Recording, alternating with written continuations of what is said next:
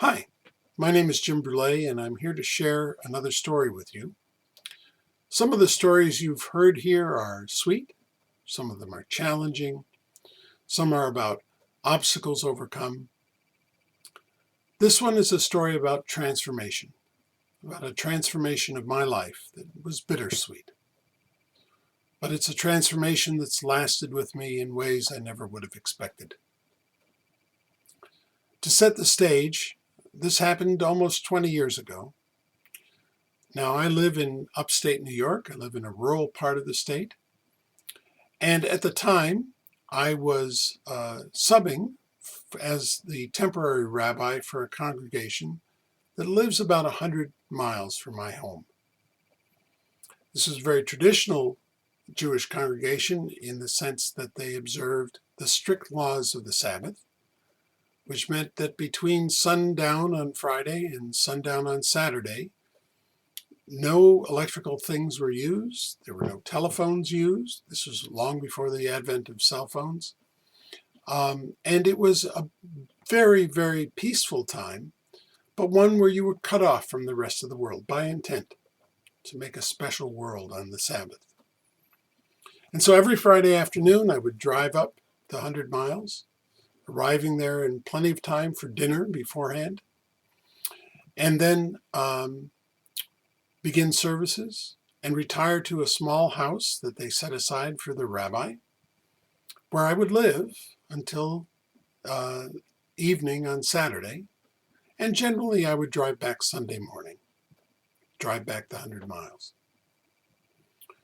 So it was on one of these weekends when I had arrived, I had led services for Friday night, and now I was in that small house reading, enjoying the quiet and solitude that comes from being cut off from the busy world.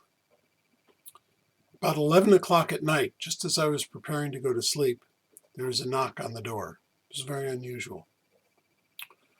And I opened the door, and there was the president of the congregation, who I knew very well, with a stricken look on his face. He said, "Jim, you need to go home. Your mother's in the hospital." There's no phone. To this day, I'm not exactly sure how he got word, but he did, obviously. And all he could tell me beyond that was the name of the hospital she was staying in. So I jumped in my car and started the agonizing drive back the 100 miles to Syracuse. Took me, again, about an hour and a half to get there. And when I arrived at the hospital, I found that she'd already passed. My brother, my sister, my father were all there. I pulled back the curtain. There she was, laying on her back in a hospital gown. Clearly, all the life had left her body. It was a tremendous shock to me, especially since there'd been no real indication that she was seriously ill. She was 71, not in tremendous health, but again, not in poor health. She'd been suffering from, we thought, the flu. Turns out it had been a series of heart attacks that had claimed her life.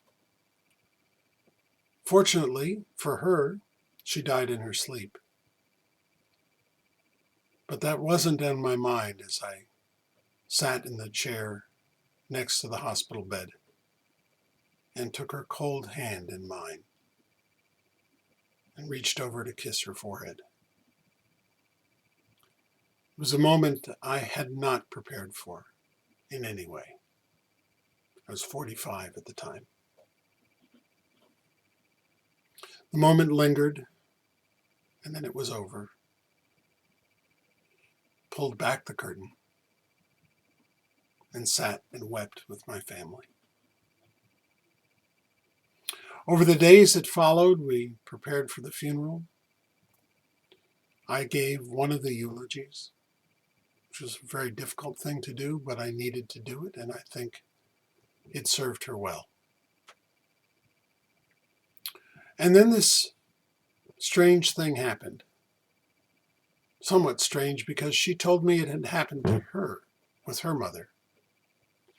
And that was that I started to get to know her in a new way. She hadn't really left me in the way that I expected. I'm not talking about ghosts. I'm not talking about apparitions.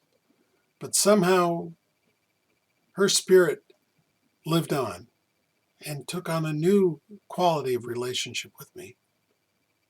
Some of that from the well-wishings of friends and family who told me things they'd never told me before.